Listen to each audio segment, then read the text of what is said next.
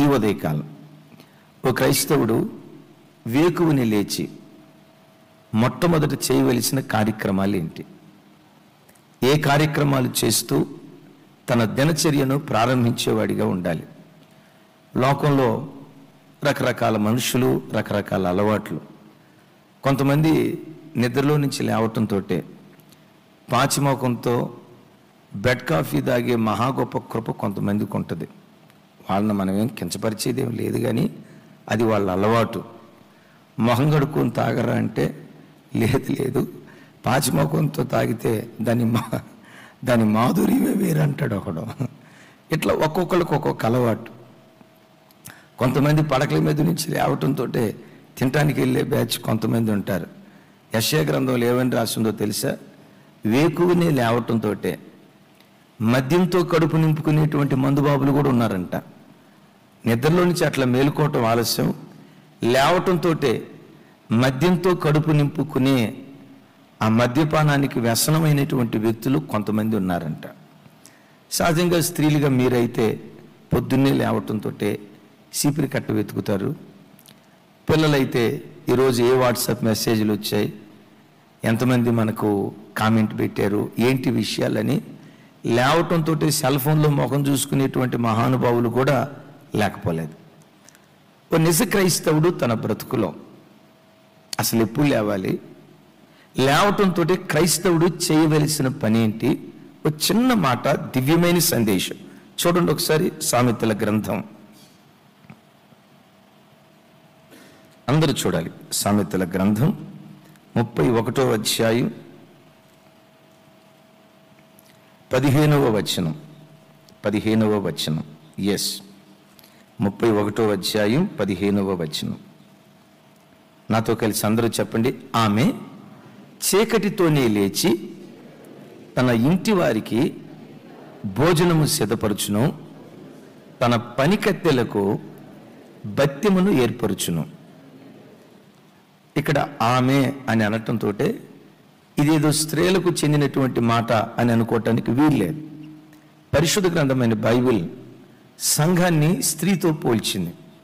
యేసుక్రీస్తు ప్రభువారిని పెండ్లి కుమారుడితో పోలిస్తే సంఘాన్ని లేక మనందరినీ వాక్యం స్త్రీతో, పెండ్లి కుమార్తెతో పోల్చింది. ఇక్కడ పెండ్లి కుమార్తెను గూర్చి మాట్లాడుతూ అంటాడు, ఆమె పెందల కడనే లేచి. ఎప్పుడు లేచి అంట? ఆమె పెందల కడనే లేచి. ప్రతి క్రైస్తవుడికి పెందల కడనే లేచే అనుభవం ఉండాలి. పెందల కడే అంటే హైదరాబాద్ వాళ్ళ టెర్మినాలజీలో చెప్పాలంటే ఉదయం 8కి 9కి అనుకుంటారు, అది వాళ్ళకి పెందలాడ. ఆలస్యంగా లేస్తారు, అది వాళ్ళ దృష్టిలో వాళ్ళకి పెందలాడ. పెందలకడ అనే మాటకి మనం యేసయ్య పెండ్లి భార్యలం కదా, మన పెండ్లి భర్త లేక మన యజమానుడు ఆయన సశరీరునిగా ఈ లోకంలో ఉన్నప్పుడు ఆయన ఎప్పుడు లేచేవారో బైబిల్లో మనం చూస్తే చీకటి ఇంకా ఉండగానే పెందలకడనే లేచి అరణ్య ప్రాంతానికి వెళ్ళి ఆయన ప్రార్థన చేయుచుండెను అని రాసి ఉంటుంది. Praise the lord. మార్కు సువార్త 1వ అధ్యాయం 35వ వచనం. మార్కు సువార్త అందరూ చూడండి. మార్కు సువార్త, జూమ్లో ఉన్న బిడ్డలు కూడా మీ బైబిల్ తెరిచి చూడండి ఒకసారి. 1వ అధ్యాయం 35వ వచనం. అందరూ కొంచెం నాతో కలిసి చెప్పండి. ఆయన పెందల కడనే లేచి. అంటే పెందల కడంటే ఉదయం 9కైనా 10కైనా 7కైనా దానికి నిర్వచనం వేస్తాడు. చెప్పండి. ఆయన పెందల కడని లేచి ఇంకను చాలా చీకటి ఉండగానే. అంటే ఇంతకి పెందలాడంటే ఏంటి? తెల్లారక ముందే అని అర్థం. తెల్లారక ముందే అంటే 5కి తెల్లారుతుంది అనుకోండి, 4:55 కాదు అంటాడు. చాలా చీకటి ఉండగానే ఆయన బయలుదేరి అరణ్య ప్రాంతానికి వెళ్ళి అక్కడ ప్రార్థన చేయుచుండెను. Praise the lord. ప్రభు బిడ్డలారా, మన ఆరాధ్య దైవం యేసుక్రీస్తు వారు సశరీరునిగా ఈ భూమి మీద ఉన్నప్పుడు ఇంకా చాలా చీకటి ఉండగానే పెందల కడని లేచి అరణ్య ప్రాంతానికి వెళ్ళి ప్రార్థన చేసుకుంటూ ఉండేవాడు. నేనంట అసలు యేసయ్యకి ప్రార్థన ఎందుకు? ఆయనకు అవసరమే లేదు. వాస్తవంగా కానీ ఎందుకో తెలుసా? మనకు మాదిరి చూపించడానికి. నన్ను వెంబడించే నా ప్రజలరా, నేను వేకువనే లేచినట్లుగా మీరు వేకువనే లేవాలి. చాలా చీకటి ఉండగానే నేను పడకల మీద నుంచి లేచి ప్రార్థన చేసుకోవడానికి అరణ్య ప్రాంతానికి వెళ్ళినట్లుగా మీరు కూడా వేకువజామునే లేచి ప్రార్థన చేయాలని మనకు మాదిరి చూపించడానికి యేసుక్రీస్తు వారు అరుణోదయపు దినాన లేచి ఆయన ప్రార్థన చేసేవాడు. ఇక్కడ ఒక మాట, అసలు ఈ వేకువజామును లేచి లేక అరుణోదయపు దినాన లేచి ఎలా మనం ప్రార్థన చేయాలి? సహజంగా అరుణోదయ ప్రార్థన అనేది ఎట్లుంటుందంటే, కాస్తంత మెలకువ, తర్వాత పూర్తి చేయండి, కాస్తంత మెలకువ, కాస్తంత నిద్ర, కాస్తంత తూగుతా, కాస్తంత ఊగుతా, స్తోత్రం స్తోత్రం స్తోత్రం స్తోత్రం. ఏముంది ఇక్కడ? తైలం. ప్రార్థన చేస్తూనే ఉంటాడు, తైలం గారుతూ ఉంటుంది, నిద్రలోకి పోతూ ఉంటారు, ఊగుతూ ఉంటారు, తూగుతూ ఉంటారు. ఆపసోపాలు పడతా, నిద్ర ఆపుకోలేక, అలాగని అరుణోదయ ప్రార్థన చేయకుండా మౌనంగా ఉండలేక చాలామంది అరుణోదయ ప్రార్థనలో ఎంత ఆపసోపాలు పడతారో అంత ఆపసోపాలు పడతారు. గమనించండి, భక్తుడైన దావీదు గారు కూడా అరుణోదయ ప్రార్థన చేసేవాడు. ఆయన ప్రార్థన విధానం ఎట్లా ఉండేదో ఆలోచిస్తే మనకు కొంచెం ఆశ్చర్యం అనిపిస్తుంది. చూడండి, ఇది చదివితేనే బాగుంటుంది. కీర్తనల గ్రంథం 57వ కీర్తన 8వ చరణం. 57:8. తమ్ముడు త్వరగా.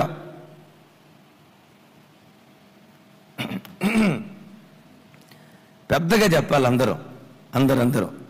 ఆ లైవ్లో ఉన్న బిడ్డలు కూడా అందరూ, పూణే నుంచి సుధాకర్ గారు పెద్దగా చెప్పాలి నాతో కలిసి. నా ప్రాణమా మేలుకొనుము, స్వరమండలమా సితారా మేలుకొనుడి, నేను వేకువనే లేచెదను. ఏమంటున్నాడు? నా ప్రాణమా మేల్కో అన్నాడు. ఆ తర్వాత ఏమంటాడు? స్వరమండలమా మేలుకో అంటాడు. అంటే కొంతమంది వాళ్ళ ప్రాణం మేలుకొని ఉంటుంది కానీ ప్రార్థనలో కూర్చుంటారు, కానీ స్వరమండలం మేలుకోదు, అది నిద్రావస్థలో ఉంటుంది. నోరు తెరివే తల్లి అంటే శాస్త్రం స్వరమండలం మోగబోద్ది అంటాడు. నా ప్రాణమే కాదు మేలుకునేది. స్వరమండలం అంటే ఏంటి? స్వర మండలం, నా స్వరమండలం కూడా మేలుకుంటుంది అంటాడు. కొంతమంది ప్రాణం మేలుకొని ఉంటుంది కానీ స్వరమండలం నిద్రపోతూ ఉంటుంది. హల్లెలూయా. ఎన్నిసార్లు మేలుకున్నట్లుగానే ఉంటాం కానీ మీకు తెలుసా కోడి నిద్రపోవటం చూసారమ్మా? కళ్ళు పూర్తిగా ముయ్యదో, అది తెరిచినట్టుగానే ఉంటుంది కానీ అట్లాగని తెరిసే ఉండదు. కొంతమంది ప్రార్థనలు ఎట్లుంటారంటే ప్రాణం మేలుకుంటుంది కానీ స్వరమండలం మోగబోతుంది. దావీదేమంటాడు తెలుసా? నా ప్రాణమా మేల్కొనుము, నా స్వరమండలమా మేల్కొనుము. దీనికి తోడు ఆ తర్వాత ఏమంటాడు తెలుసా? సితారా మేల్కో అంటాడు.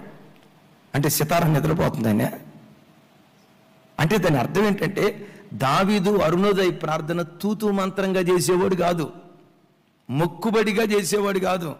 ఏదో లేవాలంటున్నారు కాబట్టి లేద్దామండి, అరుణోదయ ప్రార్థన చాలా శక్తివంతమైంది అంటున్నారు కదా, తప్పదు కదా చేద్దాం కాబట్టి అని అనుకున్నట్లుగా ఫార్మాలిటీ కోసమో మొక్కుబడి కోసమో అలవాటు ఆచారంగానో దావీదు చేసేవాడు కాదు. ఈ అరుణోదయ ప్రార్థనలో కూడా దావీదు వాయిద్యాలు వాయిస్తూ గంభీరంగా దేవుని సన్నిధిలో పాడేవాడు. అంటే తాను నిద్రపోయేవాడు కాదు, స్వరమండలాన్ని నిద్రపోనిచ్చేవాడు కాదు, చివరికి వాళ్ళ ఇంట్లో ఉన్నటువంటి వాయిద్య పరికరాలను కూడా నిద్రపోనిచ్చేవాడు కాదు. అందుకని నేను మీకు చెప్పే మాట ఏంటంటే, ఏమినదిరానా, రేపు అరుణోదయ ప్రార్థనకు వచ్చేటప్పుడు ఉందా కంజరింట్లో? పోయిందా?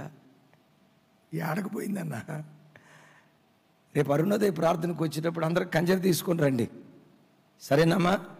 అయ్యా జూమ్ యాప్లో ఉన్న వాళ్ళు కూడా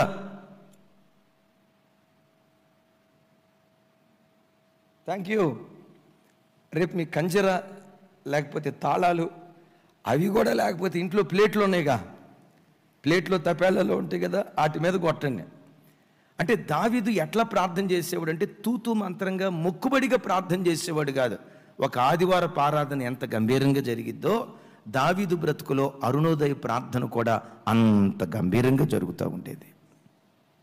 ప్రైజ్ ది లార్డ్. పెద్దగా చెప్దాం, ప్రైజ్ ది లార్డ్. ఈ రీతిగా ప్రతి క్రైస్తవుడు తన బ్రతుకులో వేకువనే లేచి అనుభవం కలిగిన వాడిగా ఉండాలి.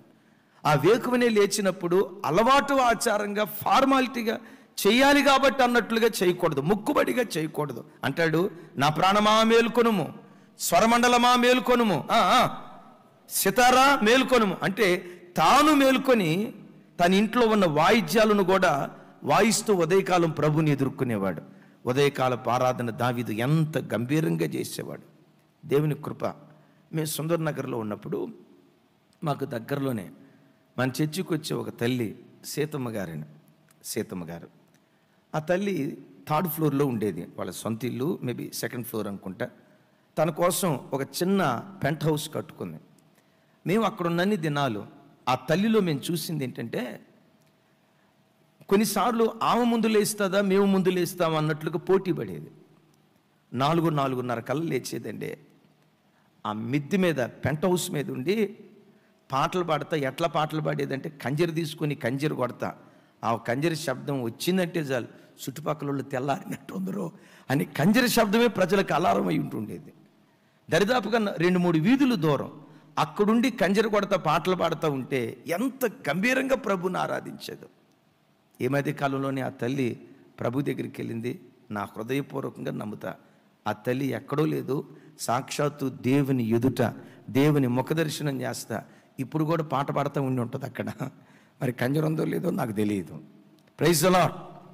సో ఆ రీతిగా తూతూ మంత్రంగా మనం ప్రార్థన చేయకూడదు. అది దేవుని ఆరాధించేటప్పుడు పూర్ణ హృదయంతో ప్రభువుని ఆరాధించే ప్రజలుగా ఉందుముగాక. సరే, వేకువనే లేచి ఎట్లా ఆరాధించాలో విన్నాం. సరే, క్రైస్తవుడు దేవుని సన్నిధిలో వేకువనే లేచిన తర్వాత ఏం చేయాలి? ఆమెను గురించి ఇక్కడ అంటది, ఆమె తన ఇంటి వారికి ఆహారమును సిద్ధపరుచును అని రాసి ఉంటుంది. చెప్పండి, ఏం చేస్తుందట? పెద్దగా చెప్పాలి. ఆమె తన ఇంటి వారికి ఆహారమును సిద్ధపరచును. ప్రతి క్రైస్తవుడు ఉదయం లేవటంతో తన ఇంటి వారికి ఆహారాన్ని సిద్ధపరిచేటువంటి వారిగా ఉండాలి. ఆహారము అని అనటంతో పరిశుద్ధ గ్రంథమైన బైబిల్లో 2 రకాలైన ఆహారాలు ఉన్నాయి. ఒకటి క్షయమైపోయే ఆహారం, రెండవది ఖాళీ పూర్తి చేయాలి. ఇంకా వెంటనే పెద్దగా చెప్పటమే స్వరమండలం మేలుకోవటం. స్వరమండలం మేలుకోలేదండి, చెప్పాలి. క్షయమైపోయే ఆహారం, అక్షయమైన ఆహారం. అమలారా వినండి. ఒక క్రైస్తవ స్త్రీ వేకువనే లేచి తన ఇంటి వారికి క్షయమైపోయే ఆహారాన్ని సిద్ధపరచాలి. అది కూడా అవసరమే. అంటే ఎట్లా సిద్ధపరచాలి? ఉదయం 7ంటికి 8ంటికి పెట్టాల్సిన టిఫిన్ మధ్యాహ్నం 11ంటికి, మధ్యాహ్నం 12ంటికి పెట్టాల్సిన భోజనం సాయంత్రం 4 గంటలకి, రాత్రి 7ంటికి పెట్టాల్సిన భోజనం మధ్యరాత్రి 12ంటికి సమయం తప్పి వండిపెట్టిన తర్వాత ఇక మనోడికి గ్యాస్ ఫామ్ అయిపోయి సిలిండర్లతో పని లేకుండా బేవు బేవు బేవు. ఎందుకు చాలామందికి ఆరోగ్యం పాడైపోద్దంటే కొంతమందిలో ఆ చురుకుతనం ఉండదు. బైబిల్లో రాయబడిన ఒక గంభీరమైన మాట ఏంటంటే, లోకాసు వార్తలో యేసు ప్రభు వారు చెప్తారు. చూడండి, లోకాసు వార్త, అద్భుతమైనటువంటి మాట. లోకాసు వార్త 12వ అధ్యాయం 42వ వచనం నుంచి 44వ వచనం వరకు త్వరగా.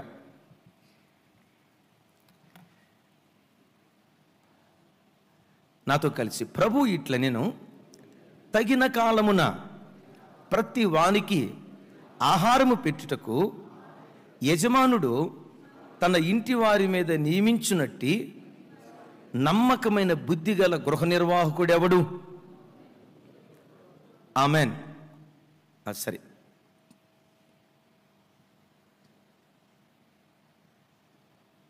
మరోసారి. ఎవని ప్రభువు వచ్చి వాడు అలాగూ చేయుచుండుట కనుగొనునో ఆ దాసుడు ధన్యుడు. చప్పలు కొడితే యేసయ్యకు స్తోత్రాలు చెప్దాం. మరొకసారి అది చూపించు తమ్ముడు. నాతో కలిసి చెప్పండి. ప్రభు ఇట్లా నేను తగిన కాలమున ప్రతి వానికి ఆహారము పెట్టుటకు యజమానుడు తన ఇంటి వారి మీద నియమించునట్టి నమ్మకమైన బుద్ధిగల గృహ నిర్వాహకుడెవడు? ఇక్కడ నా వైపు చూడండి. వాడట నమ్మకమైన బుద్ధిగల గృహ నిర్వాహకుడట. ఎవరు నమ్మకమైన బుద్ధి కలిగిన గృహ నిర్వాహకుడు? తగిన కాలమందు ప్రతి వానికి ఆహారం పెట్టేవాడట నమ్మకమైన బుద్ధి కలిగిన గృహ నిర్వాహకుడు. నమ్మకత్వం అంటే ఏంటి అమ్మ? చూడండి తల్లి, నమ్మకత్వం అంటే ఏంటి? ఉదయం 9 పెట్టాల్సిన టిఫిన్ 11 పెట్టడం నమ్మకత్వం కాదు. అక్క నవ్వుకుంటుంది పాపం. మధ్యాహ్నం 12 1 గంటకు పెట్టాల్సిన భోజనం 4 చేయటం అది నమ్మకత్వం కాదు. తగిన కాలమందు తన ఇంటి వారికి అందరికీ తగిన కాలమందు భోజనం పెట్టేవాడు నమ్మకమైన గృహ నిర్వాహకుడు అంటాడు. బైబిల్ ఏమంటుందో తెలుసా? నమ్మకమైన వానికి దీవెనలు మెండుగా కలుగుతాయి అని రాశాను. Praise the lord. ఎవరికి దీవెనలు మెండుగా కలుగుతాయి? ఈ కాలంలో చూడండి, అక్కలు లేవటం లేటుగా లేగుస్తుంది. అమ్మ నేను మిమ్మల్ని అంటలా, మీరు చాలా హుషారైన వాళ్ళు, తెలియగలిగిన వాళ్ళు, చకా నాకు తెలిసి 100కి 100 మీలో ఎక్కువ శాతం 1 గంటకు పెట్టాల్సిన భోజనం నాకు తెలిసి 3 గంటలలోపే పెడతా. మీరు నాకు తెలిసి ఆ సంగతి డౌటే లేదు. అందుకనే ఈ సగం అనారోగ్యాలు వస్తూ ఉంటాయి. లైవ్లో ఉన్న బిడ్డలు చాలామంది నవ్వుకుంటున్నారు. నాకు తెలిసి సువర్ణక్క నీలేష్ బ్రదర్కి అట్లాగే పెడతా ఉంటుందని నేను అనుకుంటున్నాను. రైట్. Praise the lord. తగిన కాలమందు తన ఇంటి వారికి ఆహారం పెట్టేవాడట నమ్మకమైన బుద్ధి కలిగిన గృహ నిర్వాహకుడట. ఎవని ప్రభు దాసుడు అలా చేయుట కనుగొనునో వాడు ధన్యుడు అంటాడు. అలాగని క్షయమైపోయే ఆహారాన్ని గూర్చి కాదు ఇక్కడ రాయబడింది. ప్రతి క్రైస్తవుడు క్షయమైపోయే ఆహారం కంటే, యేసు ప్రభు వారు అంటారు కదా, అక్షయమైన ఆహారం కొరకు మీరు వెతకండి అంటాడు. Praise the lord. తన ఇంటి వారందరికీ అక్షయమైన ఆహారాన్ని సరి అయిన సమయంలో పెట్టాలి అంటాడు. 2 మాటలు చెప్తాను. అక్షయ ఆహారం అని అనటంతో ఏంటో అక్షయమైన ఆహారం?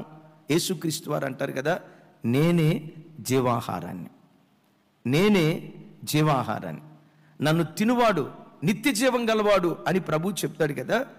వాక్యం ఉంటుంది, ఆమె వేకువనే లేచి తన ఇంటి వారికి ఆహారాన్ని సిద్ధపరుస్తుంది. అంటే ఎవరిని సిద్ధపరచాలి?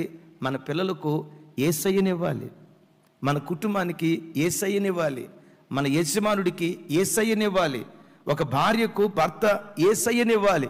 యేసయ్య అనే జీవాహారాన్ని ఇంటి వారందరికీ కుటుంబీకులు పంచిపెట్టేవారిగా ఉందురుగాక. అద్భుతం చూడండి. యేసయ్యని ఇవ్వటం అంటే, యేసయ్యను ఆహారంగా ఇవ్వటం అంటే, మీరందరూ ఒక మాట ఎరుగుతున్నారు, మనుషుడు రొట్టె వలన కాదు కానీ దేవుని నోట నుండి వచ్చు ప్రతి మాట వలన మనుషుడు బ్రతుకుతాడు అంటాడు.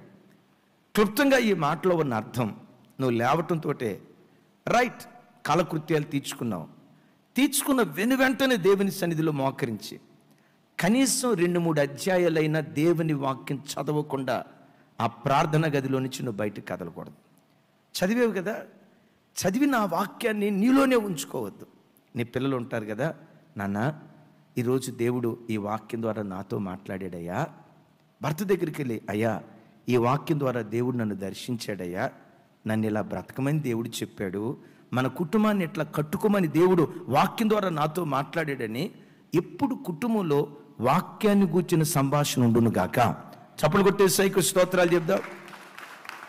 ఒకసారి నా వైపు చూడండి, ఒకసారి మీరు ఆలోచించండి. ఎప్పుడైనా మీ ఇంట్లో నీకు నీ భర్తకు మధ్య వాక్యాన్ని గూర్చినటువంటి సంభాషణ, ఆ వాక్యం ద్వారా దేవుడు నాతో ఎలా మాట్లాడాడయ్యా, నన్ను బలపరిచాడు, నేను ఆదివారం మందిరానికి వెళ్ళాం కదా, దేవుడు నీతో ఏ వాక్యం ద్వారా మాట్లాడాడని అబద్ధం ఆడకుండా చెప్పండి. ఎప్పుడైనా వాక్యాన్ని గురించి మీరు డిస్కస్ చేసుకున్నారా? అందరూ అంత సీరియస్గా చూస్తున్నారమ్మా? ఎప్పుడైనా అమ్మా ఇక నుంచి వాక్యం చదువుకున్నారు కదా, ఉదయం లేవటంతో ఆ దినం దేవుడు మీతో మాట్లాడిన మాట, పిల్లలు వాక్యం చదివేటట్లుగా పురికొల్పి వాళ్ళతో దేవుడు ఏం మాట్లాడాడో ఆ మాట ఒకరితో ఒకరు వాక్యమనే ఆహారాన్ని పంచిపెట్టుకునే వారిగా దేవుని సన్నిధిలో బ్రతుకుదుము గాక. మెడ్రాస్ ప్రాంతంలో ఓ భక్తి కలిగిన తల్లి ఉంది. చిన్న వయసులోనే తన భర్తను పోగొట్టుకుంది. తన పిల్లలను చాలా భక్తిగా పెంచింది. ఆ తల్లి పిల్లలకు పెట్టిన కండిషన్ ఏంటో తెలుసా? నాన్న, ఈరోజు ప్రొద్దునే మీకు టిఫిన్ పెట్టాలంటే ఒక కంటత వాక్యం నాకు అప్పగించాలి. మధ్యాహ్నం భోజనం పెట్టాలంటే 2వ కంటత వాక్యం చెప్పాలి. రాత్రి భోజనం పెట్టాలంటే ఒక కంటత వాక్యం చెప్పాలి.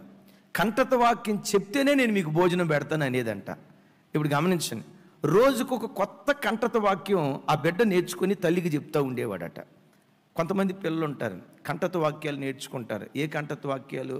వాడు చిన్నప్పటి నుంచి సంవత్సరం నుంచి 7వ సంవత్సరం దాకా ఒకటే కంటత వాక్యం. యెహోవా నా కాపరి, నాకు లేమి కలగదు, పచ్చిక బయల్లో నన్ను పరుణ చేస్తాడు, కృపాక్షేమాలే నా ఎంట వస్తాడు. వాడు 7 సంవత్సరాలు దాని చుట్టూతోనే తిరుగుతాడు, కొత్త దానికి వెళ్ళడం. ఇంకొకటి అవసరమైతే కీర్తనలు, మొదటి కీర్తన ఉంది కదా, దుస్తుల ఆలోచన చొప్పున నడవక, పాపుల మార్గంలో నిలవక.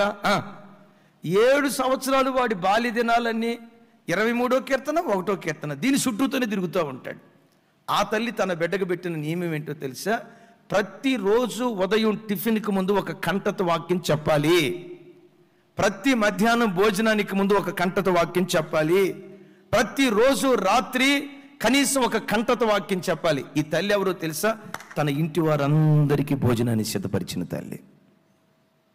ఇలాంటి క్రమశిక్షణ ప్రతి క్రైస్తవ కుటుంబంలో ఉంటే పిల్లలు ఎక్కడ దారి తప్పిపోకుండా దేవుడు కృప చూపించును గాక. ఒకరోజు ఆ యవనస్తుడు ఎగ్జామ్కి వెళ్తా, మమ్మీ ఈ రోజుకి నేను కంటత వాక్యం చెప్పను మమ్మీ, నాకు తొందరగా అన్నం పెట్టు మమ్మీ, మరలా వచ్చిన తర్వాత ఎగ్జామ్ రాసి వచ్చిన తర్వాత అప్పుడు నీ కంటత వాక్యం చెప్తాను మమ్మీ అంటే, వాళ్ళ అమ్మ కూడా అందంట, నువ్వు అన్నట్టే నాయన, వెళ్ళి ఎగ్జామ్ రాయి, ఎగ్జామ్కి వెళ్ళిన తర్వాత రాసి వచ్చిన తర్వాత కంటత వాక్యం నేర్చుకో, ఆ తర్వాత నేను నీకు భోజనం పెడతాను అందంట. మమ్మీ నేను చెప్పింది నీకు ఏమైనా అర్థమైందా? నేను ఎగ్జామ్కి వెళ్ళాలా, ఎగ్జామ్ రాసిన తర్వాత కంటత వాక్యం నేర్చుకుని ఆ తర్వాత చెప్తాను, ముందు అర్జెంటుగా అన్నం పెట్టు మమ్మీ అంటే ఒకటే మాట అందంట, ముందు వాక్యం ఆ తర్వాత భోజనం. ఏమీ చేయలేక ఇక నువ్వు ఎట్లాగేలే మమ్మీ అని బైబిల్ తీసుకొని ఒక కొత్త కంటత వాక్యం నేర్చుకొని ఆ కంటత వాక్యం చెప్పిన తర్వాత టిఫిన్ భోజనం పెట్టి ఎగ్జామ్కి పంపించిందట. ఆ చిన్న బిడ్డ పెరిగి పెరిగి పెరిగి పెద్దవాడై భారతదేశానికి, ప్రత్యేకంగా మన తెలుగు రాష్ట్రాలకు ఒక గొప్ప దైవ సేవకుడిగా మార్చబడ్డాడు. ఆయన పేరే బిషప్ అజరయ్య గారు. ఎవరు? మనం లాస్ట్ ఇయర్ విజయవాడలో మీటింగ్ పెట్టాం కదా, ఆ గ్రౌండ్ పేరేంటి చెప్పాలి? ఆ గ్రౌండ్ పేరేంటి? బిషప్ అజరయ్య గారు. భారతదేశంలో మొట్టమొదటి భారతీయ బిషప్ ఎవరయ్య అంటే బిషప్ అజరయ్య గారు. ఆయన అంత గొప్ప సేవకుడిగా ఎందుకు మార్చబడ్డాడంటే, మా తల్లి మా ఇంటి వారందరికీ భోజనాన్ని సిద్ధపరిచేది. చప్పలు కొట్టు స్తోత్రాలు చెప్దాం. వాక్యం వింటున్న ప్రభు బిడ్డలారా, ప్రతి తల్లి ప్రతి తండ్రి తన పిల్లలకు వాక్యపు ఆహారాన్ని పంచిపెట్టేదిగా ఉండాలి. పిల్లలు పొద్దున్నే స్కూల్కి పంపించేటప్పుడు వెరైటీ టిఫిన్లు కావాలని ఆ టిఫిన్ ఈ టిఫిన్ రెడీ చేయి, తప్పు లేదు.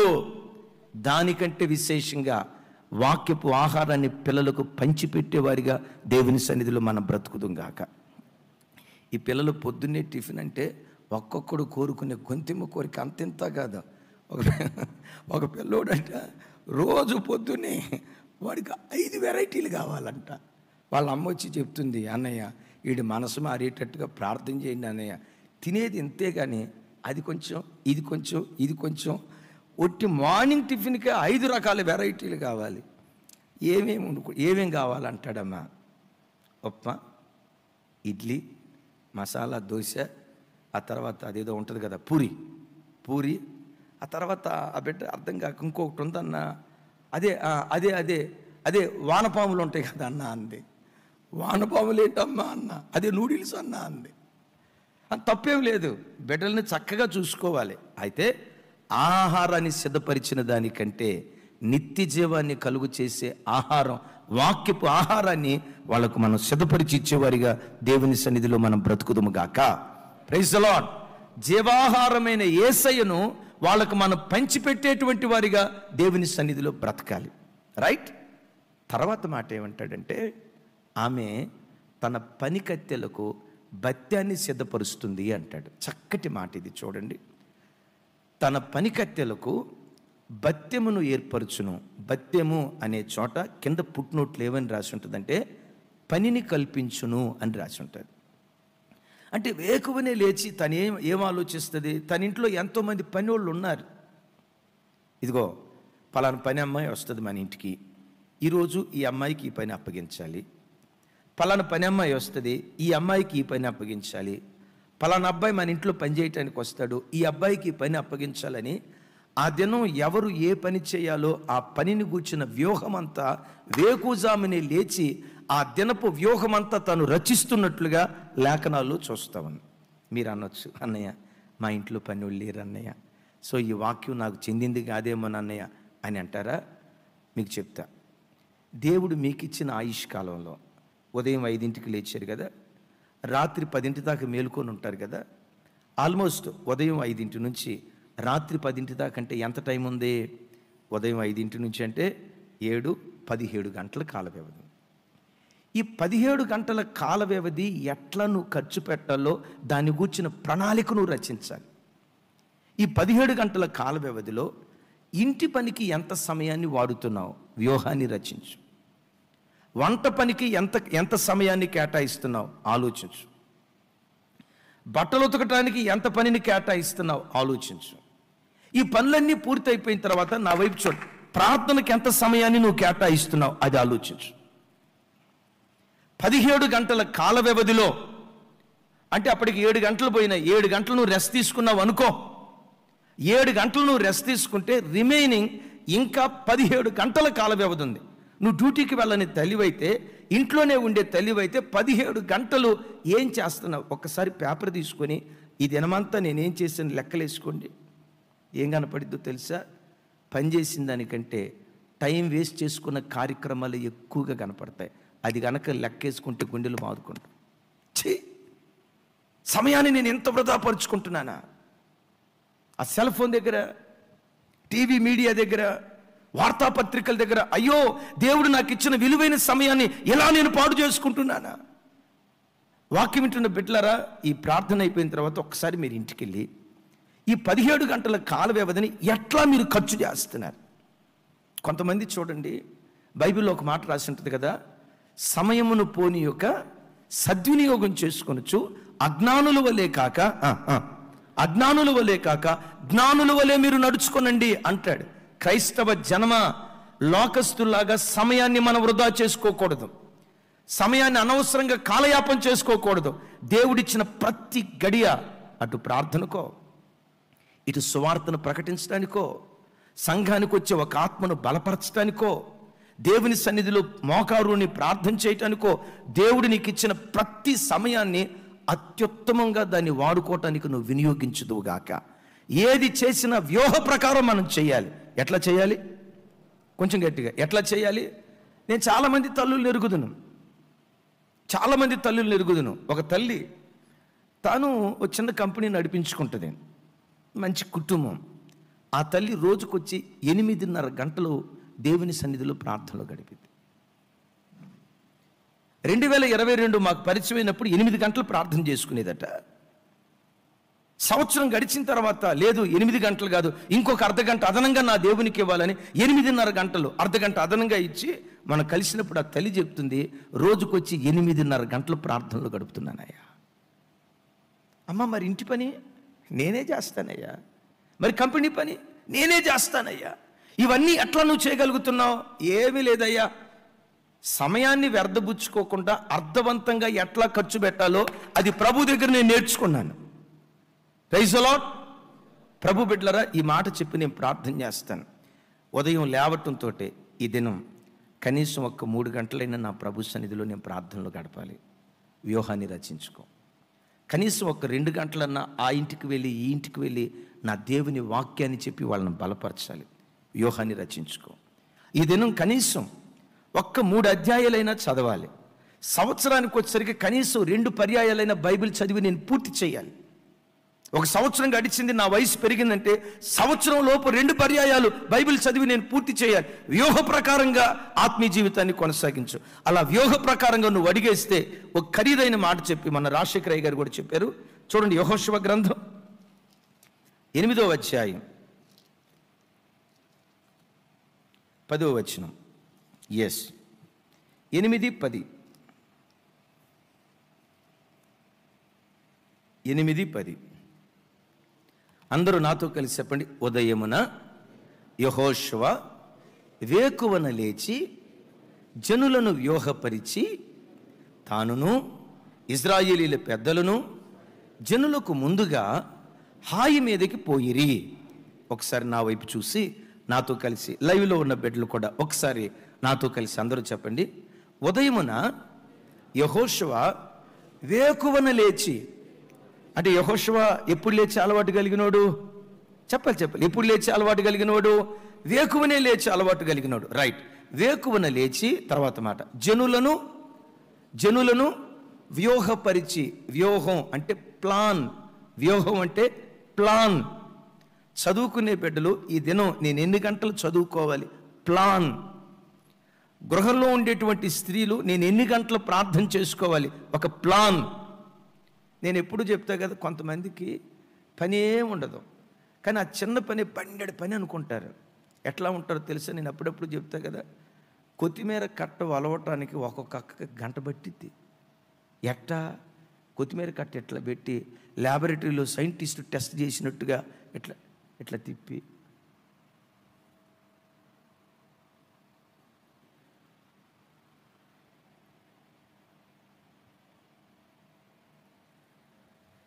అక్కకి కొత్తిమీర కట్టకి 2 గంటలు అయిపోతాయి. వీళ్ళు ఎవరయ్యంటే ఆ ప్రణాళిక, వ్యూహం లేనోళ్ళు. బిడ్డలారా, జీవితంలో నువ్వేది సాధించాలన్నా సమయాన్ని సరిగ్గా సద్వినియోగం చేసుకున్నవాడు విజేతగా నిలవబడతాడు. సమయాన్ని సద్వినియోగం చేసుకున్నవాడు ఒక గొప్ప ఆత్మీయుడిగా తీర్చిదిద్దబడతాడు. అద్భుతం చూడండి.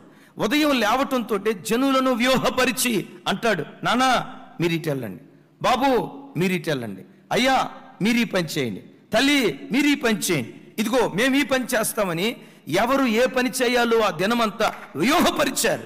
అలా వ్యూహంతో అడుగు వేయటాన్ని బట్టి ఏం జరిగిందో తెలుసా? గతంలో ఏ హాయి పట్టణం మీద ఓడిపోయారో అదే పట్టణం మీద అఖండమైన విజయాన్ని సాధించాడు యెహోషువ, యావత్ ఇశ్రాయేలు ప్రజలు. నేనంట ఈ దినం వ్యూహ ప్రకారంగా ఒక్క నిమిషం కూడా నేను వేస్ట్ చేసుకోకూడదయ్యా. 2 గంటలు, అర్ధగంటతో ప్రార్థన ముగించడం ఏంటి? 3 గంటలు ఈరోజు ప్రార్థన చేస్తానయ్యా, 4 గంటలు నీతో గడుపుతానయ్యా అని వ్యూహ ప్రకారంగా దేనికి ఎంత టైం విభజించి వ్యూహ ప్రకారంగా అడుగువేయి. ఈరోజు ఏం జరుగుతుందో తెలుసా? ఈరోజే కాదు, వ్యూహ ప్రకారంగా నువ్వు అడుగేసిన ప్రతిరోజు ఎక్కడ ఓడిపోయావో, ఎక్కడ అపజయం పాలైపోయావో, ఎక్కడ అవమాన భారంతో తలదించుకున్నావో, ఓడిన చోటే దేవుడు నేను గెలిపించడం ప్రారంభించును గాక. వేకువనే లేవటంతో వేకువనే లేచే అనుభవం మనకు ఉండాలి. అయ్యలారా, మీతో అనేక మందికి వేకుజం ప్రార్థన పరిచయం చేయండి. 21వ తారీఖు దాకా ఉంటుంది. ప్రభు చిత్తమైతే మరలా ఆగస్టు మాసంలో కూడా మా అనుకూలతను మీ అనుకూలతను బట్టి ఏర్పాటు చేస్తాం. వేకువనే లేచి ప్రార్థన చేద్దాం. లేవటంతో రైట్, కుటుంబానికి కావలసిన క్షయమైన ఆహారం, అట్ దట్ సేమ్ టైం అక్షయమైన ఆహారం మన ఇంటి వారందరికీ సిద్ధపరచుదాం. ఆ దినం ఎక్కువసేపు దేవునితో మనం గడుపునట్లుగా సమయాన్ని వ్యూహ ప్రకారంగా అడుగులు వేద్దాం. అట్టి కృప దేవుడు మనందరికీ సమృద్ధిగా దయచేయునుగాక.